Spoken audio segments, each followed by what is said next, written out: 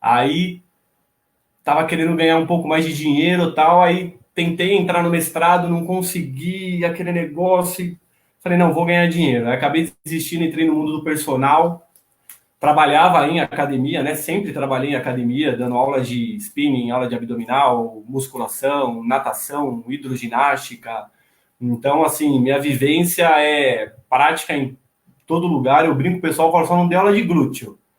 Mas o resto eu dei aula pra caramba. E aí me sentia sempre, como é que eu posso falar assim? Algo fazia falta para mim, né?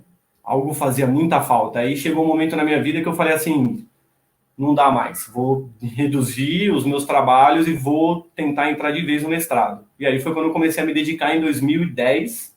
2011 entrei no mestrado, me formei em 2014. Aí 2016 dei um tempo para pensar um pouco. 2016 entrei no doutorado, ambos mestrado e doutorado, estudando ciclismo. E aí, estratégia de prova, percepção subjetiva de esforço, relógio interno cerebral. E aí, agora no doutorado, parte mais para a prática, estudando os efeitos do treinamento com restrição de fluxo sanguíneo sobre o desempenho, né, de ciclistas, e também força, massa muscular, enfim. E aí agora eu estou aqui, conheci o Juarez no doutorado, na época, coletando a história do LabFab, né? Coletando lá no Laboratório de Treino de Força, na Escola de Educação Física e Esporte, né, da USP. Eu precisava de um lugarzinho específico já, porque os indivíduos precisavam de ter um foco, né, para fazer o contrarrelógio de 20 quilômetros. Então eu criei ali no cantinho da sala um lugarzinho com biombo e tal, e apelidei de LabFab. Aí ficou LabFab, LabFab, o laboratório Juarez me chamava de LabFab. E aí agora, com a pandemia, era para eu ter ido para a Noruega, né, para trabalhar como professor, um dos que mais estudam ciclismo no mundo, né, treinamento de força e HIIT para ciclistas de elite. Não consegui ir, e aí decidi colocar o LabFab a toda a prova. E aí hoje eu estou aqui com você. Perfeito. E agora eu vou aquilo, né, que a gente quer saber. A gente viu a sua trajetória, viu o que você veio estudando. A gente quer saber sobre essas estratégias de prova, como é que a gente pode utilizar isso aí, né? Conta um pouquinho também da restrição de fluxo, que a gente sabe que é bastante interessante. O Rodrigo Volga veio aqui, falou sobre esse tipo de estratégia, só que com treino de força, né? Uhum. Tá, primeiro acredito que a gente deva, acho que trazer um pouquinho da ciência, do conhecimento científico para a galera do que é o pacing, né? Isso. Porque geralmente o pessoal traduz o pace em tempo. Ah, qual que é o seu pace? Meu pace é o tempo, sei lá, 3,30, 4,30 por quilômetro. Na bike é tanto, entendeu? Na piscina é tanto. Enfim. Só que para a ciência, o pacing, na realidade, é o que? É como o indivíduo ele distribui a energia dele ao longo de uma determinada tarefa. Então, ele tem uma tarefa de 10 quilômetros para cumprir, por exemplo, num menor tempo possível. Esse indivíduo, ele vai o quê? Distribuir a energia dele ao longo desses 10 quilômetros. Como que ele vai distribuir isso? Cada um vai ter uma maneira, né? Cada um vai ter uma estratégia de prova para isso. Só que isso depende do quê? Depende de fatores também prévios desse indivíduo ter experiência nessa prova. É muito fácil aqui eu fazer uma brincadeira para o pessoal e falar assim, olha, acredito que 5 quilômetros todo mundo já tenha corrido ou tenha feito alguma coisa. Eu falo assim, ó, desenhe num papel ou mentalmente mesmo como que você vai fazer uma prova de 5 quilômetros o mais rápido possível. O indivíduo automaticamente ele vai criar isso.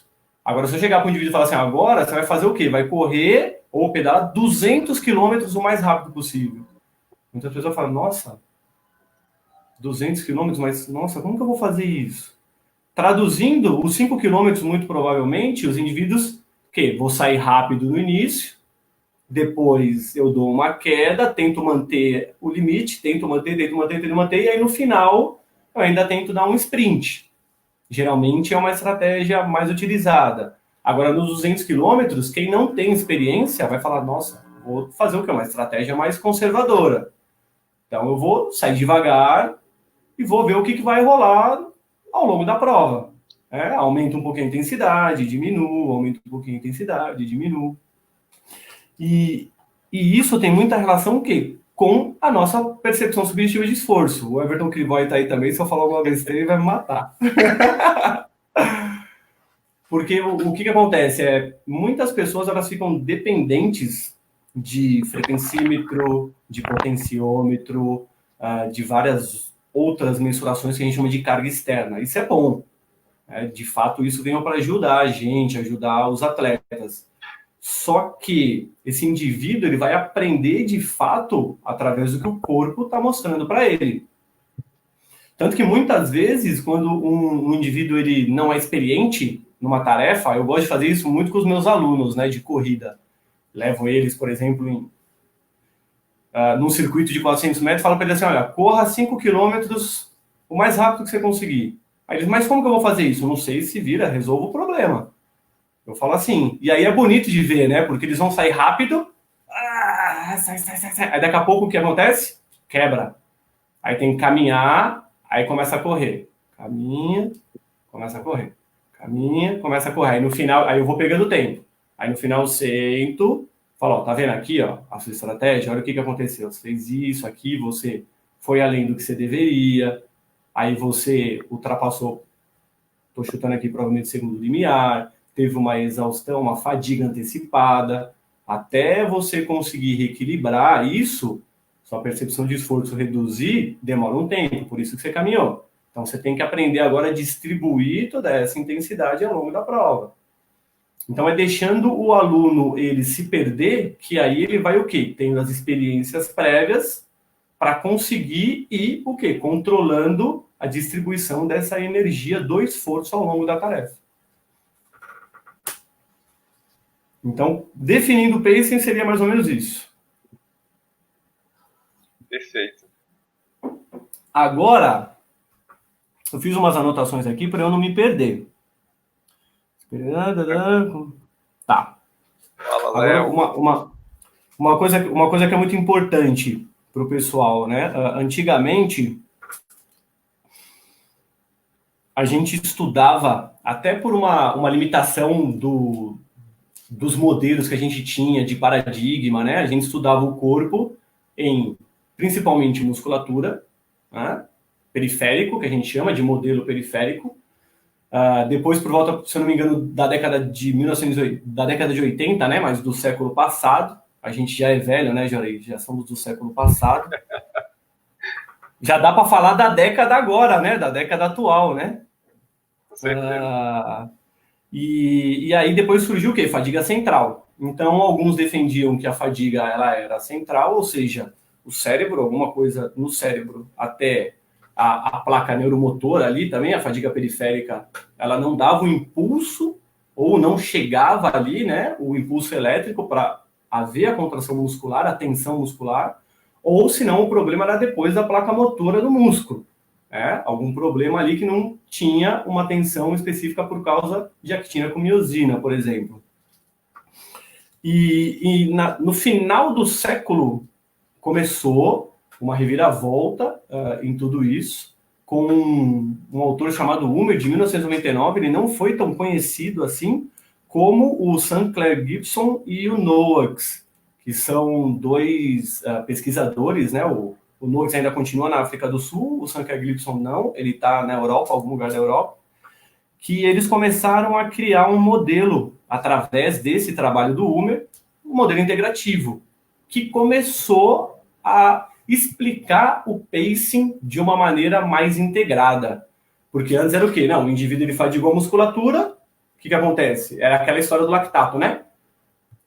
Lactato estourou, o que acontece? O indivíduo quebra. Cai o rendimento. Só que aí começou-se a perceber o quê? Que mesmo em tarefas que esse indivíduo ele teria o metabolismo dele em equilíbrio, que é, por exemplo, 50% entre o primeiro e o segundo limiares, esse indivíduo ele chegava à fadiga e a percepção de esforço dele ia aumentando ao longo da tarefa. Em ambientes quentes, por exemplo, comparado com ambientes frios, esse indivíduo fadigava mais rápido. Quando ele estava depletado de glicogênio, ele fadigava mais rápido do que quando ele estava o quê? Com os estoques de glicogênio cheios. Aí começou, mas como que pode isso, né? Então, tem alguma coisa integrada nesse sentido. E aí começou esse novo modelo integrativo, que é muito importante destacar que o Sinclair Gibson e o Noakes têm uma teoria que o Marcos Amann ele também concorda um pouco com a teoria, né, do Noakes e do Gibson, que a periferia ela influenciaria, ela enviaria os sinais, por exemplo, dos músculos, do coração, do sistema respiratório para o sistema nervoso central. O sistema nervoso central enviaria também, e aí haveria essa comunicação. O sistema nervoso central interpreta tudo aquilo, o indivíduo ele cria conscientemente o quê? A percepção de esforço dele. Já tem uma outra teoria que é a do Marcora, ele é italiano, e aí ele diz que a periferia não seria determinante para a fadiga do indivíduo. Que aí a gente teria o quê? Só o cérebro. Então a gente tem aqui, por exemplo, o córtex somatosensorial e o córtex motor. Só do córtex somatosensorial, o córtex motor, toda vez que ele envia uma informação ou um sinal, né? A gente chama de sinal eferente aos músculos respiratórios, aos músculos esqueléticos, ele também enviaria um sinal ao córtex somatosensorial. Então, essa fadiga que o indivíduo sente, essa percepção de esforço elevado, ela seria independente da periferia. É algo que é difícil de acreditar um pouco, né? Para quem treina e percebe, por exemplo, no ciclismo, que a fadiga periférica, a perna ali, ela às vezes limita o indivíduo mesmo. E tem alguns estudos até do Marcos Amann muito interessante, que ele aplica injeção epidural, ou seja, tipo como se fosse a hack nos indivíduos para fazer com que o indivíduo ele não sinta tanta a dor das pernas ou a sensação de esforço das pernas. E isso faz com que o indivíduo melhore o desempenho. Então, os estudos estão cada vez mais avançados, né, nesse nível, nesse mundo, e para a gente conseguir entender como que o indivíduo ele distribui isso, entendeu?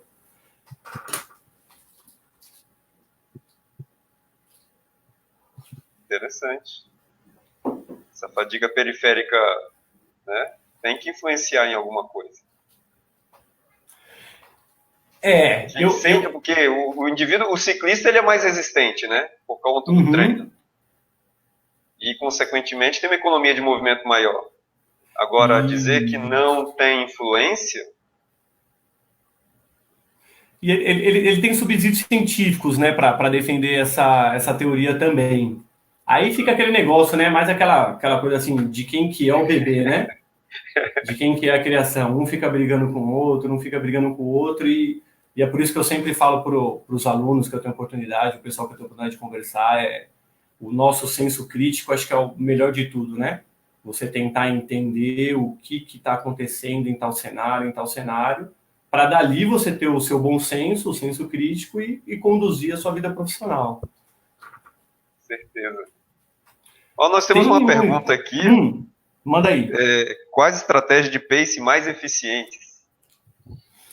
Olha, eu diria que a melhor estratégia que existe é produzir a maior potência ou velocidade média ao longo da prova.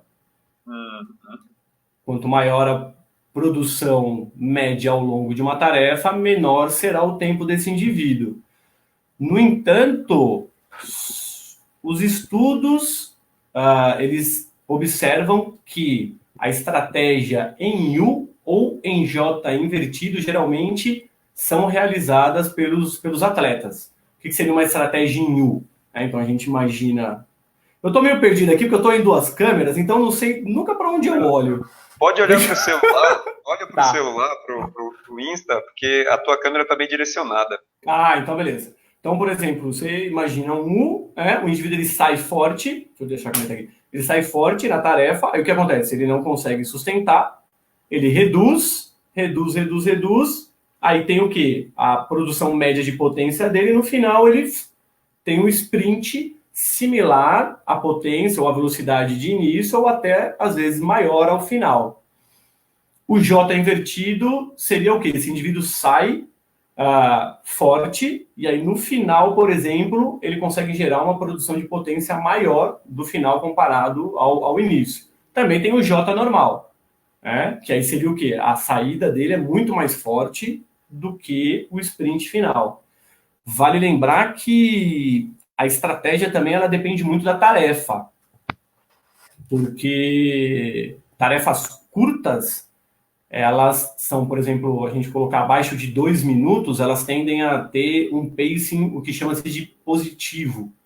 Esse indivíduo ele sai numa potência muito elevada e depois ele vai caindo ao longo. Então a gente tem o teste de engage, por exemplo, né? O indivíduo começa de 30 segundos. Milhão, daqui a pouco a potência vai caindo, ele não sustenta. Quanto maior é a distância que esse indivíduo tem que cumprir, ou o tempo, mais linear, mais o que a gente chama de even pace, né? Esse indivíduo ele vai ter. Então, maratona, alguma coisa nesse sentido, entendeu? Acho que você respondeu bem a pergunta, né? Cada um dá uma... tem que... Na verdade, é um estudo do próprio treinamento. Você treina, você percebe como você se dá melhor no seu treinamento e começa a utilizar. Isso. O Igor chegou aí na área também. O Igão. Eu vi até o Gui tá aí, pô. Tem aí... Tem também o quê? Outras coisas que influenciam o pacing, né? Como, por exemplo, a geografia do terreno. Nossa, o Barroso. tem a geografia do terreno, tem, por exemplo, fatores ambientais, por exemplo, se está muito calor, se está muito frio. Eu me lembro quando eu estava coletando o doutorado, um dos voluntários ele foi correr, se não me engano, brasileiro. Eu não me lembro se foi em Goiânia, algum lugar, mas algum lugar muito quente, e em São Paulo estava frio. E ele reportou isso, né? Ele falou, nossa senhora, foi muito complexo para mim. Foi muito difícil. Tá brilhando. Eu raspei a cabeça hoje, Barroso. Tirei até o cavanhaque hoje. Então, isso daí também vai alterar. Por isso é que cada vez mais acredita-se, e a ciência está mostrando isso, que o pacing ele é um modelo integrado, né? Porque diversos fatores influenciam ele. Se fosse antigamente, como falava-se, que o indivíduo, ele depletou todo o estoque de glicogênio dele e ele já era, por isso que ele fadigou, entendeu? A explicação era muito boa anteriormente. A gente tem que agradecer muito, né, na realidade, a todos esses estudos que deram todo o background para a gente chegar onde a gente está hoje. E com o avanço tecnológico, a gente consegue hoje ter diversas mensurações.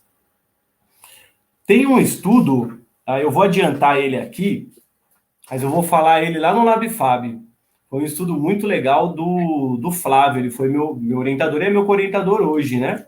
Que a gente coletou do pós-doc dele na Unicamp, a gente fez em parceria com a Física Médica. Show.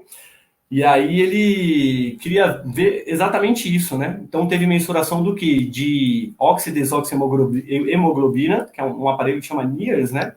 É espectroscopia de infravermelho próximo. Então a gente colocou aqui na testa do indivíduo para ver a área pré-frontal, a área de planejamento do cérebro. Também colocou no vasto lateral do indivíduo para ver como que estaria, né, essa saturação de oxigênio ou não na hemoglobina. Teve também atividade eletromiográfica, ou seja, para ver a atividade elétrica do músculo, VO2 máximo dos indivíduos, estratégia de prova, percepção, tudo. E se eu não me engano, nesse estudo o que é mais legal é que quando o indivíduo ele vai chegando, ele vai aumentando ou seja, a oxigenação cerebral dele vai reduzindo por volta, mais ou menos, os ciclistas de 90% do teste incremental máximo. Isso é muito interessante. E já a parte periférica, não. Então, parece que quando esse indivíduo, a oxigenação do cérebro vai diminuindo, a capacidade, né, de oxigênio ali ser enviada ao cérebro, esse indivíduo está chegando próximo da exaustão, e aí ele para o teste. Então, essa regulação é muito interessante, porque a gente imagina quem que é o governador, né? Se ele parar, o corpo inteiro para.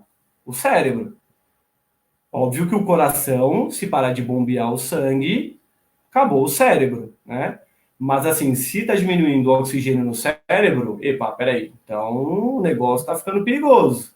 É bom a gente já, né, cessar o exercício, a gente já diminuir o output aí cerebral, porque eu prefiro viver um pouco mais do que morrer. Óbvio que a motivação pode influenciar muito nisso, e o Everton vai ficar feliz agora com o que eu vou falar, mas os afetos positivos também podem influenciar. Boa. Mas o Everton deixou a pergunta para você bem assim, ó. Por que eu pedalo mais do que o Fabiano?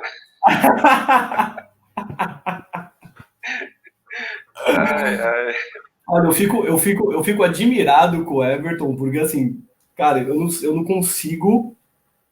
Tipo, eu olho ele assim, eu não sei como ele consegue fazer tanta coisa ao mesmo tempo. Eu acho que o Everton é um homem, é um cérebro de mulher na cabeça, no corpo de homem, cara. Porque assim, ele faz tanta coisa ao mesmo tempo, eu falo assim, não dá, eu não consigo. Mas, olha lá, o afeto, ó. Mas ultimamente eu tô pedalando muito pouco mesmo, Everton. Tô pedalando muito pouco. Cara, botaram outra pergunta aqui, ó. Vamos ver se você vai entender. Numa prova de mountain bike com característica de XCM, quais são os parâmetros que os treinadores se baseiam para definir a estratégia de prova? A pergunta é essa. Tá. O XCM, só fala XCM seria o quê? Porque eu tenho o XCO, agora o XCM eu não tenho como essa pessoa... Não, só se ele colocasse de novo, é o Edu Teles. Tá. O que acontece? Se for uma prova intermitente, esse indivíduo ele tem que ter diversas capacidades, né, muito bem definidas. Então, em primeiro ponto, no caso, se tiver muita subida curta, por exemplo, esse indivíduo tem que ter uma potência anaeróbia e uma resistência também anaeróbia grande, você entendeu? Com uma capacidade aeróbia também boa, porque entre esses sprints, por exemplo, né, essa elevação de potência em subida que esse indivíduo vai ter, se ele tiver uma capacidade aeróbia elevada, ele consegue se recuperar muito mais rápido para conseguir o quê? Gerar potência numa próxima parte da prova. Então, primeira coisa, capacidade aeróbia desse indivíduo. Deixa eu ver, ó. Cross country. Aqui, ó. Cross country maratona, cara. É o Leandro. Pô, o Leandrão, eu tô aprendendo muita coisa com ele, cara. Muita coisa. Ele consegue integrar diversas coisas do corpo humano. Eu diria primeiro que capacidade aeróbia, óbvio, senão ele não consegue, resistência e potência, né? Anaeróbia para esse indivíduo. Primeira coisa com isso daí. Se esse indivíduo já for muito bem treinado, o que eu sugeriria para ele fazer é o quê? Trabalhar estímulos de HIIT ou SIT. Então, se esse indivíduo ele já tem a experiência em provas, se ele já tem uma boa capacidade, uma boa resistência, sugere-se o quê? Que ele faça HIIT, a gente caracteriza como estímulos acima do segundo limiar de lactato, até o VO2 máximo. Acima do VO2 máximo desse indivíduo seria SIT, que é Sprint Interval Training. E aí, com isso, o que acontece? Quando esse indivíduo está no HIIT para cima, ele, além de ativar fibras do tipo 1, que são fibras lentas e oxidativas, esse indivíduo cada vez vai ativar mais fibras do tipo 2A e 2B. Isso faz com que esse indivíduo melhore a coordenação intra e intermuscular dele, aumente a velocidade de condução, né, do sistema nervoso, também para gerar essa potência dele. Só que, além dele ganhar também uma resistência à acidose, e isso ser um estímulo também grande ao sistema cardiorrespiratório dele, ele também está estimulando o sistema aeróbio. E isso daí vai fazer com que ele melhore também a capacidade oxidativa, melhorando enzimas, né, oxidativas. E aí vai conseguir com que esse indivíduo aumente também, desloque o segundo limiar dele para a direita, quando a gente tem o gráfico ali de potência, né, no eixo X. Então esse indivíduo vai conseguir gerar muito mais potência. Só que não parte só da fisiologia, né? Se esse indivíduo ele tem maior também estímulos de alta intensidade, ele também vai ter o quê? Uma percepção de esforço, ele vai resistir mais ao esforço elevado dele.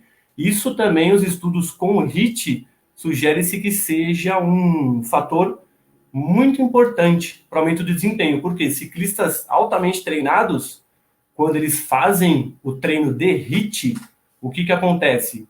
Eles mensuram enzimas da via glicolítica, da via oxidativa, por exemplo, densidade capilar desses indivíduos, VO2 máximo, e quando eles vão ver, quase não tem alteração do pré para o pós-treinamento.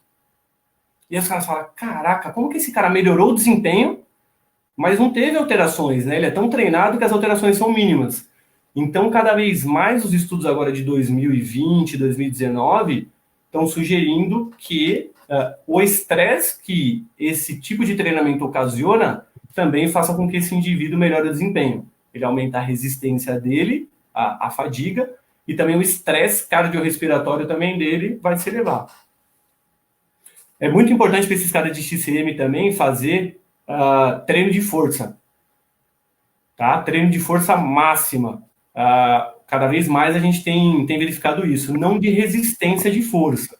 Treino de força máxima, partindo, por exemplo, de uma periodização de 12 RMs, para próximo da prova chegar até 4 RMs. E durante, por exemplo, um ciclo de provas, né, durante como é que eu posso dizer, um período, né, de provas desses indivíduos, tem já estudo demonstrando que, ao invés desse indivíduo fazer 2 vezes por semana, esse indivíduo reduzir para 1 vez a cada 10 dias o treino de força máxima, ele consegue manter determinantes da capacidade aeróbia dele muito mais elevadas do que aqueles indivíduos que não realizam o treino de força durante a fase competitiva. Então é importante esses indivíduos também darem um tempo maior durante a fase competitiva, mas tentar manter um pouquinho desse estímulo em treinamento de força máxima. Show de bola. O Leandro mesmo, ele tinha colocado aqui, ó, uma observação da prática. Depois de um certo nível físico atingido pelo atleta, passa a existir margem para jogar, né, para ser estratégico. Tem a ver com isso que você estava falando mesmo. Isso. Aí eu respondi sem saber da pergunta dele. Ele não perguntou, né? Ele está fazendo uma observação e ele tinha feito essa observação lá em cima. Então. É isso mesmo, entendeu? Então, assim, é um modelo regulado, né? Porque você percebe como? Pô, você está percebendo esforço. O cara leva pancada a todo instante, todo instante. Quando esse indivíduo tem que fazer uma prova, provas acima de 15, 20 quilômetros, eu estou falando em atleta de alto nível, é feita mais ou menos por volta de 80% da potência pico, ou 90% do segundo limiar, né? O limiar de lactato, ou o segundo limiar ventilatório. Então, esse indivíduo ele tem que estar ali espancando toda hora. Só que, por outro lado, se não tiver um monitoramento, né, da distribuição da carga desse indivíduo de treino, aí ele pode também vir a sofrer a consequência de um overreaching não funcional, entendeu? Um overtraining, então lesão.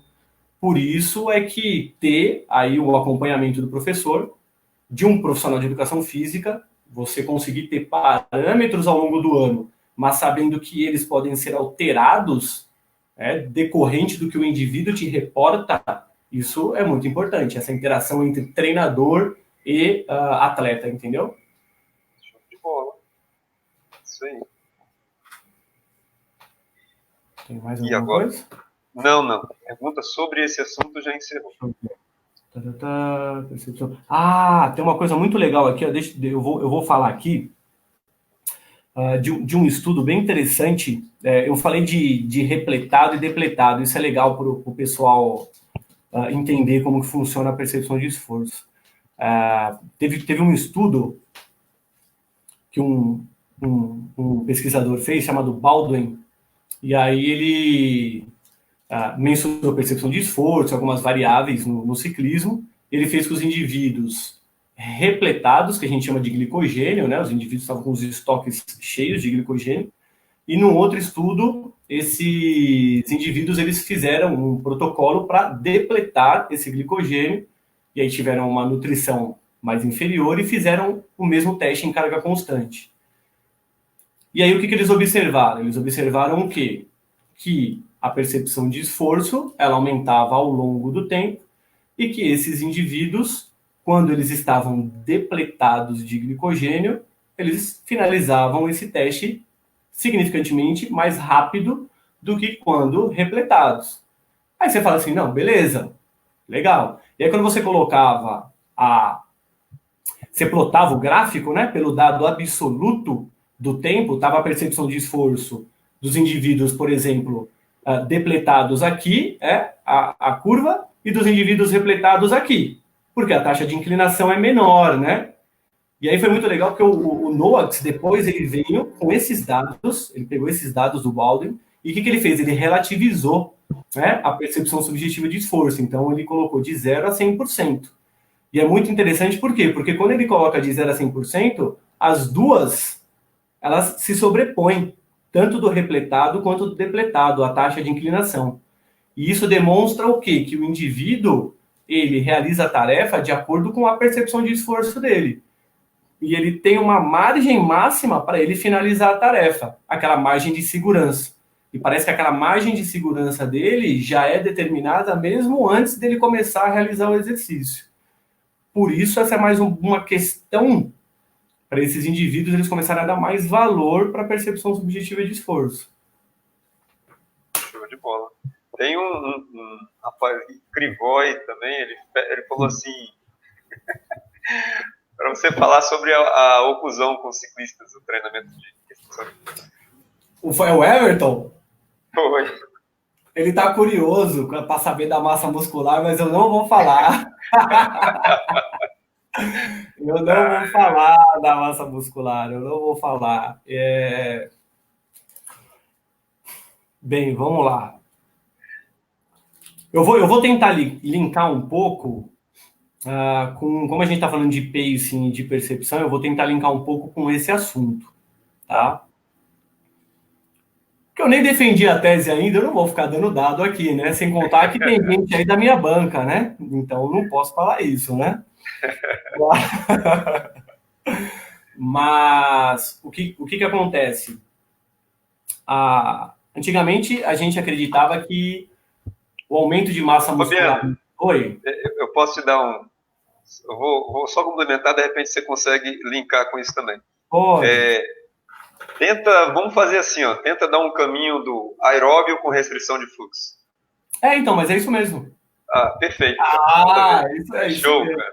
É que o meu pensamento, ele é meio... o Valmor mesmo, que é meu orientador, ele fala, você tem um pensamento meio Locke, né, Fabiano? É meio... Então, assim, você vai entender por que eu estou falando isso. Então, assim, antigamente acreditava-se que a gente só aumentava a força fazendo musculação e através de tensão mecânica. E aí vem o quê? Os exercícios em restrição de fluxo sanguíneo no campo da força, né? Ou seja, em cadeira extensora, em leg press. E observou que esses indivíduos eles aumentavam a massa muscular, aumentavam a força também, comparado com o pré-treino, mas levantando 20% de um RM. Ele falou, que mágica é essa, né? Que os indivíduos aumentam a massa muscular e aumenta a força sem levantar peso. O sugerido antigamente era no mínimo 70%, 75% de um RM. E o aeróbio ele ficou mais conhecido em 2006, mas estudos já desde década de 80 já tentaram fazer alguma coisa nesse sentido.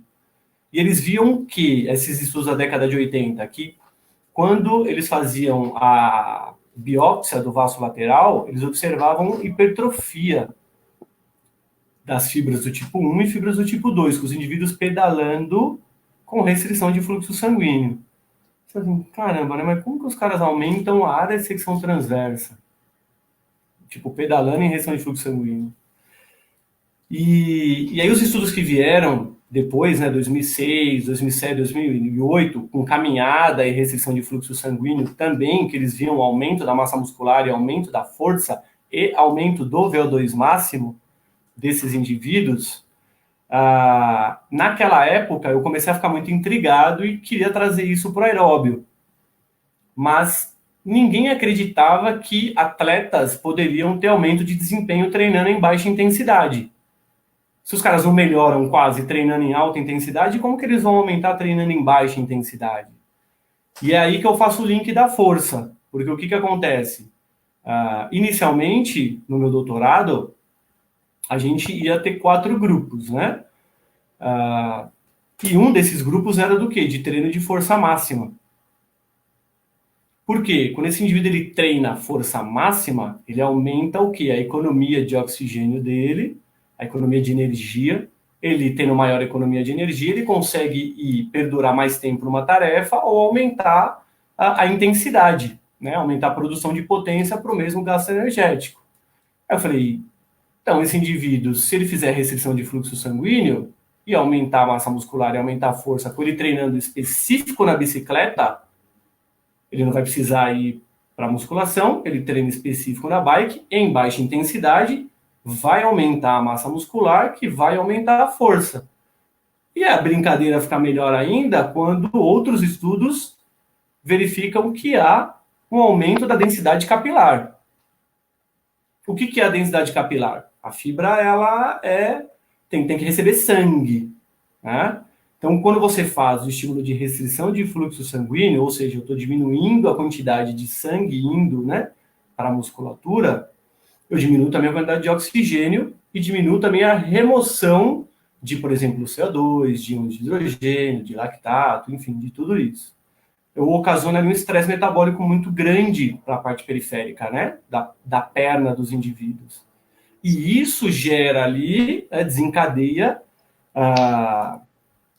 respostas angiogênicas, né? Por exemplo, aumento de que a gente chama de vascular endotelial growth factor, fator de crescimento vascular endotelial, RIF1, por exemplo, biogênese mitocondrial. Pô, quanto mais mitocôndria eu tiver, mais eu respiro, maior vai ser o meu VO2, maior vai ser o meu desempenho. Se eu associo isso ao aumento da massa muscular, aumento da força, e os caras vão ter maior resistência, por exemplo, a acidose, que seria o que? Eles aumentam o tamponamento muscular deles, nesses indivíduos vão melhorar o desempenho treinando em baixa intensidade. E aí foi aí que a ideia do doutorado surgiu, né? Então a gente comparou no doutorado o que? Treinamento aeróbio com restrição de fluxo sanguíneo feito em baixa intensidade, a 30% do máximo, com um treinamento de HIIT feito a 90% do máximo. Teve um grupo controle também ao longo do treinamento. E aí, inicialmente, a gente teve também um grupo treino de força, que a gente ia comparar massa muscular, ia comparar tudo. Mas, infelizmente, a gente não teve condições por falta de voluntários, né? A gente teve que tomar algumas decisões. No fim, acabou terminando um estudo bom, com 3 grupos. Dói pra caramba, a restrição de fluxo sanguíneo dói muito. Essa era uma outra hipótese que tinha, que por esses indivíduos terem maior resistência à dor, eles também empunhariam maior potência, ou seja, maior aplicação de força no pedal, e aí com isso melhoraria também o desempenho, né? A gente tem dados muito interessantes disso. Esse treinamento foi feito ao longo de 9 semanas, 2 vezes por semana, diversos testes. A gente tem mensuração da área de secção transversa do vasto lateral e do reto femoral, VO2 máximo, potência pico, limiares, força isométrica máxima, 1 RM, teste de tempo limite na potência do VO2 máximo, economia de ciclismo em 150 e 200 watts. Deixa eu ver se eu esqueci, mas não. É isso. Enfim, eu não vou falar aqui dos resultados, né? O Mas os Everton já mandou estudos. aí, ó. Não vou, de jeito nenhum. Eu não vou falar aqui dos resultados, mas o que acontece? O nosso, até o momento, é o primeiro, não tem nenhum estudo publicado em ciclismo com atletas desse nível. Então, o Brasil, até o momento, é o primeiro a realizar esse estudo com esse treinamento aeróbico de baixa intensidade. O que tem é o quê? São estudos, dois estudos, associando o treinamento aeróbio de alta intensidade, né, na realidade não seria o aeróbio, desculpa, seria o Rio City com o descanso entre os CITs feito a restrição de fluxo sanguíneo nesses indivíduos. Entendeu? Aí um estudo demonstra parâmetros indiretos de aumento de angiogênese, só que um outro estudo que eles fizeram em 2019, com biópsia muscular, não demonstrou aumento significante de angiogênese nesses ciclistas, né? Fazendo essa estratégia. Mas aí tem todo algo que eu coloco por trás da tese, algumas coisas nesse sentido que eu não vou falar aqui agora. Não vou dar spoiler, não. Não, não. Vou deixar o pessoal curioso. O Everton que tá aí curiosaço. Não, não, de jeito nenhum. Mas, Everton, e o Barroso também que tá aí, né? O Barroso, eu já falei uns dados com o Barroso já. Os dados são bem interessantes, tem coisa que até hoje ninguém reporta. Os nossos dados, eles vão na contramão do que, em uma variável, eles vão na contramão do que todos os estudos com restrição viram até o momento. E esse ir na contramão é muito interessante, é muito interessante. Mas eu não vou falar agora, não. Aguardemos os próximos capítulos após a defesa. Vamos aguardar. Lógico, lógico, você entendeu? Aí na realidade, primeiro, eu vou falar onde? Eu tenho que falar no LabFab, né? Com Aí, desculpa, certeza. gente. Eu tenho que falar no LabFab. Perfeito, perfeito. Isso aí, Tem meu mais irmão. pergunta? Não, não, só tinha aquela do Everton mesmo. Pô, acho que eu falei muito rápido, cara. Não, não, Ah, tranquilo. lembrei de uma coisa aqui, ó, bem interessante. Vou contar um caso.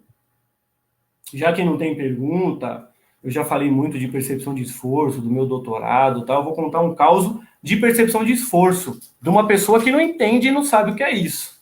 Da minha avó. Minha avó, um dia, ela foi fazer exame ergométrico, né? Na esteira. Sim.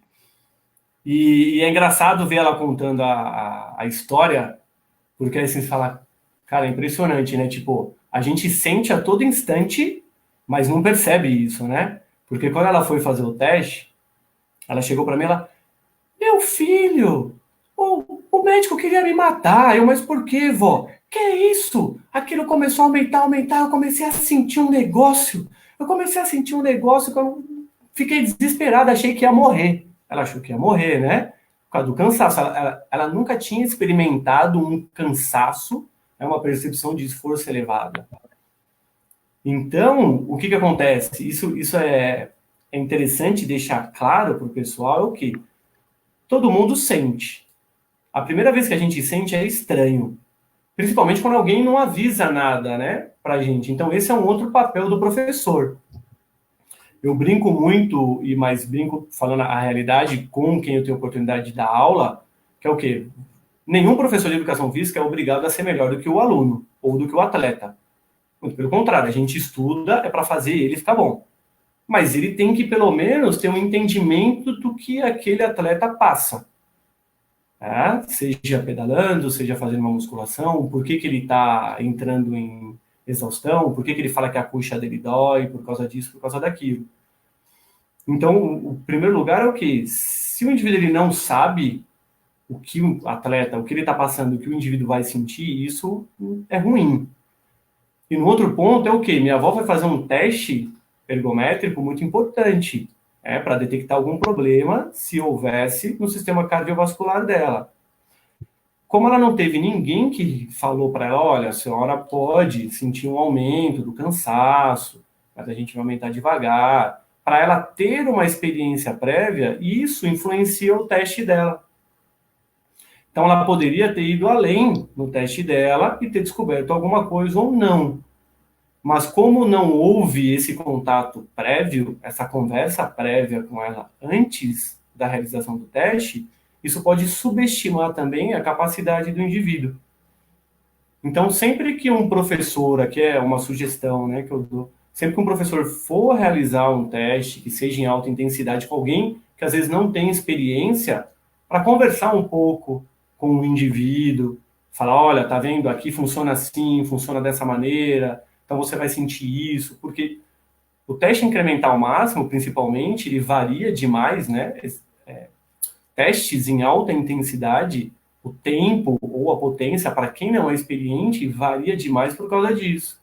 Porque o indivíduo não tem noção do que ele está sentindo e se aquilo é perigoso ou não. A partir do momento que esse indivíduo vai adquirindo experiência, ele começa a melhorar o processo dele. Por isso que cada vez mais ele também ajusta o pacing. Mas vale lembrar aqui uma outra coisa também, que o pace ele é visto em tarefas do tipo fechada, que a gente fala. A gente tem 8 minutos ainda, né? Tem. O que é tarefa do tipo fechada? Quando eu falo para esse indivíduo que ele tem uma determinada, por exemplo, distância para ele cumprir. Aí ele consegue ter essa estratégia. Quando a gente coloca uma tarefa aberta para esse indivíduo, corre até você cansar. Tipo, que estratégia que eu uso? Geralmente é pace, é o even pace. Ou ele vai fazer um teste em carga constante no laboratório, por exemplo, a 80% da potência pico dele, esse indivíduo ele vai ter que ficar ali. Então ele não tem uma estratégia, né? Ele não tem uma autorregulação. Ele tem que ficar ali, esperando a fadiga chegar. Ele tem que ficar ali, esperando a fadiga chegar. Ele fica. E esses testes em carga constante têm uma variação de desempenho por causa de motivação também do indivíduo. Então isso tem que ser levado em consideração. Perfeito, muito bom. E é interessante essa abordagem que você está dando, que você chegou do atleta até a sua avó. Eu falei que eu sou meio, né, tipo... Não, cara, é perfeito, porque olha só, quando você fala que nunca ninguém falou para sua avó o que ia acontecer, hoje a gente nunca trabalhou tanto percepção de esforço com os alunos do ensino médio, com os alunos da escola, quanto agora.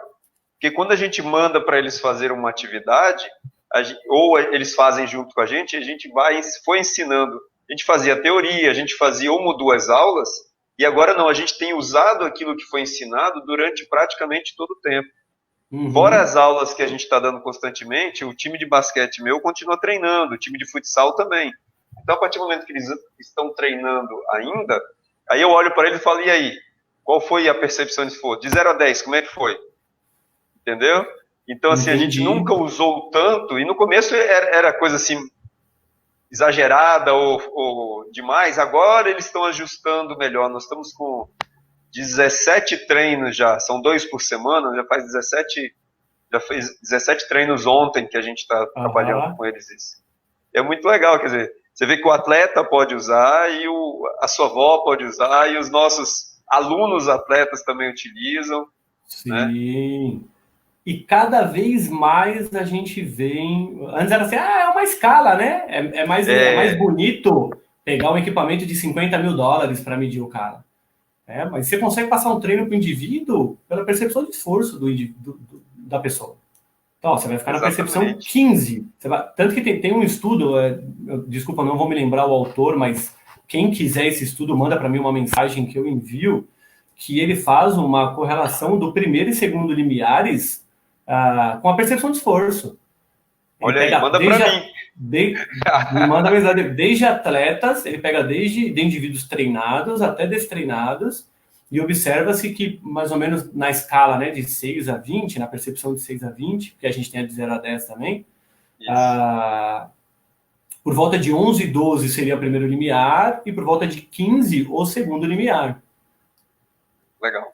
Então você já consegue ter até nisso para o indivíduo, ó, vamos fazer um hit? Vamos, uma percepção de, por exemplo, 17 para esse indivíduo, você vai ficar na percepção de 17, entendeu? O descanso como vai ser? Passivo, ativo, então até você, quando você chegar na percepção de 12, por exemplo, que é o primeiro limiar, a gente sobe de novo para a percepção de 17, entendeu? Dá também para se fazer isso. Então, cada vez mais para monitoramento da carga interna do indivíduo. Então, é uma ferramenta baratíssima que é só ensinar o indivíduo de maneira correta a ele olhar para a própria casa dele, porque é outra coisa que eu falo para os alunos, né? Tem gente que conhece o mundo inteiro, mas não conhece a própria morada, o próprio corpo, né? Então a gente tem a oportunidade, como profissionais de educação física, de ensinar, de prover essas pessoas o melhor conhecimento da própria casa delas. Então isso é muito legal. Eu dou muito valor para isso.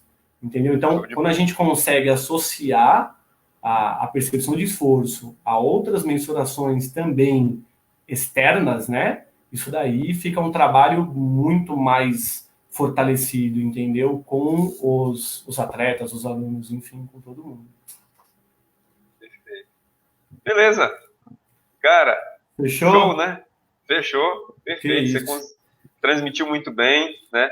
Lembra que vai ficar gravado no IGTV, no Facebook também está sendo transmitido, e depois eu vou subir para o YouTube, pro meu canal do YouTube. Né? Tá. Fica lá o projeto Expandir, tá lá, Expandir. Aí a galera pode sempre visitar, pegar alguma informação que não tinha, né? Que não estava, passou às vezes muito rápido, igual você falou, falei rápido. Às vezes é só uma informação que passou que você não pega, você revê no vídeo. Uhum. Muito bom. Faz suas considerações finais aí, que nós temos 3 minutos para ser derrubado aqui.